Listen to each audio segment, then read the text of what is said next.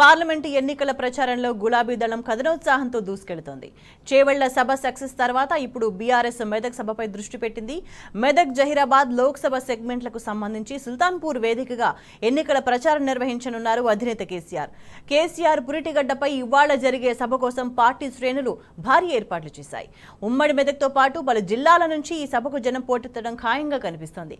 సంగారెడ్డి జిల్లా సుల్తాన్పూర్లో ప్రజా ఆశీర్వాద సభ ఏర్పాట్లను ఎమ్మెల్యేలు హరీష్ రావు, చింతా ప్రభాకర్ పర్యవేక్షిస్తున్నారు.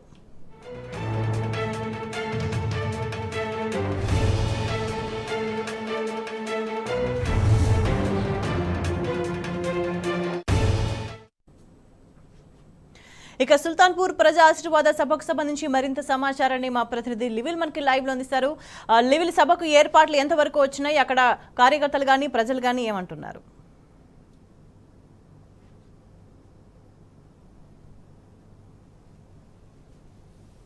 ప్రజా ఆశీర్వాద సంబంధించి సంగారెడ్డి ప్రజా ఆశీర్వాద సంబంధించి అన్ని ఏర్పాట్లు కూడా పూర్తయ్యాయి. దారి పొడవునా ఎక్కడ చూసినా గులాబీ జెండాలు రెపరెపలాడుతూ కనిపిస్తున్నాయి. ఇక్కడ ఇప్పుడు రెండు నియోజకవర్గాలు, అంటే మెదక్ పార్లమెంట్ నియోజకవర్గం, ఇటు జైరాబాద్ పార్లమెంట్ నియోజకవర్గానికి సంబంధించి రెండు నియోజకవర్గాలకు సంబంధించి ఇది ఉమ్మడి సభగా చెప్తున్నారు. ఇప్పటికీ ఇది మీరు అన్నట్టు ఏదైతే ఇవాళ తెలంగాణ పురిటిగడ్డ పురుడు పోసుకున్న గడ్డ ఇవాళ మెదకులో బీఆర్ఎస్ అధినేత కల్వకుంట్ల చంద్రశేఖరరావు మొదటి సభ అని చెప్పుకోవచ్చు. పార్లమెంట్లో ఇప్పటికే చేవెళ్లలో సమర శంకరావాన్ని పూరించారు. ఆ తర్వాత ఇవాళ మెదక్లో సభ ఏర్పాటు చేశారు. దీనికి సంబంధించి సుల్తాన్పూర్లో దాదాపు 50 ఎకరాల విస్తీర్ణంలో ఈ సభ ఏర్పాట్లన్నీ కూడా పూర్తి చేశారు. అయితే మెదక్ నియోజకవర్గానికి సంబంధించి ఇటు పటాన్చెరు, సంగారెడ్డి, నర్సాపూర్ నియోజకవర్గాలు, ఇటు ఏదైతే జైరాబాద్ నియోజకవర్గానికి సంబంధించి జైరాబాద్, ఆందోళ్, నారాయణఖేడ్ నియోజకవర్గాలకు అసెంబ్లీ నియోజకవర్గాలకు సంబంధించి ప్రజలు పెద్ద ఎత్తున తరలిరాన్నారు. దీనికి సంబంధించి అన్ని ఏర్పాట్లు కూడా పూర్తయినాయి. మనతో మాట్లాడడానికి ఆందోళ్ మాజీ ఎమ్మెల్యే క్రాంతి కిరణ్ గారు ఉన్నారు. సార్ చెప్పండి, ఇవాళ ఏర్పాట్లు ఎట్లా ఉన్నాయి? ఇవాళ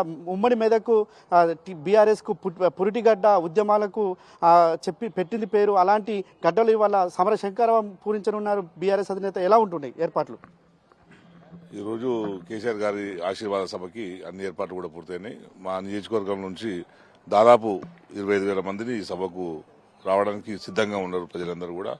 ఎందుకంటే గతంలో జరిగిన ఎన్నికల్లో కాంగ్రెస్ పార్టీ మోసపూరితమైన వాగ్దానాలు చేసి అందరినీ మోసం చేసింది అని చెప్పి ప్రజలు బలంగా భావిస్తున్నారు.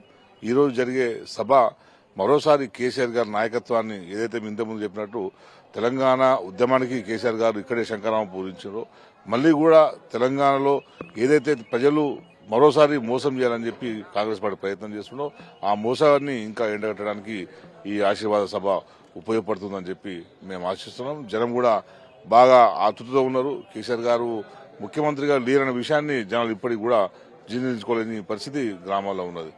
ఇప్పుడు ఎక్కడ చూసినా అంటే రైతులు ఇబ్బంది పడుతున్నారు. ఇటు తాగునీటికి సంబంధించి కూడా పట్టణాలకు సంబంధించి ఇబ్బందులు పడుతున్న పరిస్థితిలో ఇవాళ మెదక్ పార్లమెంటు, ఇటు జైరాబాద్ పార్లమెంటు నియోజకవర్గానికి సంబంధించి ప్రజల నుంచి ఏ విధంగా స్పందన వస్తుంది? ఎలా సభ ఎన్ని గంటల ప్రారంభం కానుంది? ముఖ్యమంత్రి గారు 5:30 వరకు ఇక్కడ ఉంటారు. ఎందుకంటే ఎండ ఉంటుంది కనుక మధ్యాహ్నం పూట కొంచెం ఎండ తగ్గిన తర్వాత కూడా ప్రజలు ఇక్కడికి తీసుకొచ్చే ప్రయత్నం రమ్మని మేము కూడా చెప్తాం. ఇక్కడ 4:35 వరకు వాళ్ళు ఉంటారు. 5:30కి కేసీఆర్ గారు హైదరాబాద్ నుంచి బై రోడ్ నుంచి వస్తారు. ఇంత మీరు అన్నట్టు మేము అంటే సభకు సంబంధించి ప్రచారం వెళ్తున్నప్పుడు చాలా గ్రామాల్లో మేము దాదాపు బిందెలు చూడగా 10 ఏళ్ళు అవుతుంది. ఇప్పుడు మళ్ళీ గ్రామాల్లో బిందెలు ప్రత్యక్షం అవుతుంది తాగునీళ్ళ కోసం. మళ్లీ బిందెలతోని దూర ప్రాంతాల నుంచి తాగునీరు తీసుకునే పరిస్థితి వచ్చింది. కరెంటు అసలు ఎప్పుడు వస్తుందో తెలుస్తలేదు, ఎప్పుడు పోతుందో తెలియని పరిస్థితి ఉన్నది. చాలా ప్రాంతాల్లో ఇంతకుముందు మన ప్రభుత్వం ఉన్నప్పుడు ప్రభుత్వం ఎట్లయినా సరే నీళ్లు ఇస్తుంది, కరెంటు 24 గంటలు ఇస్తుందని చెప్పి వరి వేసేటోళ్ళు. సెకండ్ పంటగా తక్కువ వేసేటోళ్ళు. 2014 కంటే ముందు వరి పంటలు సెకండ్ పంటగా యాసంగి తక్కువ వేసేటోళ్ళు. కానీ మన ప్రభుత్వం వచ్చిన తర్వాత కరెంటు బాగా ఇస్తుంది, వాటర్ బాగుంది కనుక యాసంగి ఎక్కువ వేసేటోళ్ళు, ఎక్కువ దాదాపు సమానంగా ఉండేది. కానీ ఇప్పుడు సగం ఇండుకుపోయిన పరిస్థితి చాలా ప్రాంతాల్లో ఉన్నది. సో రైతులందరూ కూడా కొంచెం ఇబ్బందికరమైన పరిస్థితుల్లో ఉన్నారు. రైతు బంధు రాలేదు. ఎవరైతే పేద రైతులు ఉన్నారో పేద రైతులు కూడా ఇప్పటికీ అప్పులపాలైనారు. చాలా మంది పోతే కూడా రైతు బంధు రాలేదు, వస్తుందంటే ఇప్పుడు వచ్చే లాభం సార్ రైతు బంధు వచ్చి. మేము ఆల్రెడీ షేర్ దగ్గర పోయి అప్పు తెచ్చినాము, ఇంట్రెస్ట్ కట్టాల్సిందే కదా. ఇంతకుముందేమో కేసీఆర్ సార్ ఉన్నప్పుడు ఇంట్రెస్ట్ లేకుండా రైతు బంధు అదే వస్తుండే, మాకు ఇబ్బంది ఉండేది కాదు. ఇప్పుడు మిత్రులకే సరిపోతుందని బాధలో రైతున్నారు. సో రుణమాఫీ, రైతు రుణమాఫీకి సంబంధించి కూడా డిసెంబర్ 9న నేను రుణమాఫీ చేస్తా, రైతాంగానికి 2 లక్షల రుణమాఫీ చేస్తా అని చెప్పిన రేవంత్ రెడ్డి ఇవాళ మరోసారి రుణమాఫీకి మేము సిద్ధంగా ఉన్నాం, రేపే చేస్తాం, ఎల్లుండి చేస్తామని చేసిన ప్రకటనలు ఎట్లా వచ్చి నిన్న చేసిన ప్రకటన? రేపు కాంగ్రెస్ పార్టీ వాహనాలు ఊర్లో పోతే కనుక జనాలు తరిమి కొట్టే పరిస్థితి వచ్చింది వీళ్ళ బోగస్ మాటలు నమ్మి. ఇంతకుముందే గంట పరంగా చెప్పిండు, బల్ల గుర్తు చెప్పిండు, డిసెంబర్ 9 గుర్తుపెట్టుకోండి అని చెప్పి.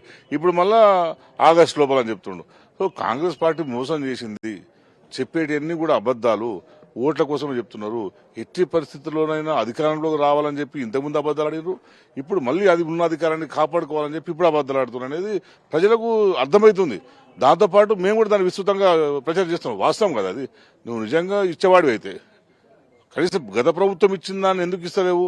గత ప్రభుత్వం ఇచ్చిందాన్ని నువ్వు ఇవ్వాలి కదా. మేము ఇచ్చే కనీసం 10,000 ఇవ్వలే, 2,000 పెన్షన్ ఇవ్వలే, నువ్వు వాటర్ సరిగ్గా ఇస్తలేవు, నువ్వు సాగునీళ్ళు ఇస్తలేవు, తాగడానికి నీళ్ళు ఇస్తలేవు, కరెంటు సరిగ్గా ఇస్తలే, నువ్వు కళ్యాణ లక్ష్మి చెక్కులు ఇప్పటి వరకు దిక్కు లేకుండా పోయింది. తులం బంగారం తర్వాత విషయం, కళ్యాణ లక్ష్మి చెక్కులు ఇప్పటి వరకు దిక్కు లేకుండా పోయింది. ఇట్లా అన్ని కూడా అన్నింటినీ కోత పెట్టుకుంటూ ప్రజలు ఇబ్బంది పెడుతుంటే ప్రజలు నీకు ఎందుకు ఓటేస్తారు? సో ఎంపీ ఎలక్షన్లు 100% కాంగ్రెస్ పార్టీని ఏదైతే ప్రజలు నమ్మి నిజంగా, ఎందుకంటే ప్రజలు మాకంటే బాగా చేస్తున్నాం కేసీఆర్ సార్ 10 ఇస్తా అంటే ఈయన 17 ఇస్తాడు, 2,000 పెన్షన్ ఇస్తా అంటే 4,000 పెన్షన్ ఇస్తాడు, తులం బంగారం ఇస్తారని ప్రజలు మంచిది అనుకుని ఉంటారు. కానీ అది కాదు, వాళ్ళు చేత కాదనేది ప్రజలకు తెలిసిపోయింది. కనుక ఇప్పుడు మళ్ళీ కేసీఆర్ గారి నాయకత్వానికే ప్రజలు మొగ్గు చూపుతున్నారు అనిపిస్తుంది ఇప్పుడు.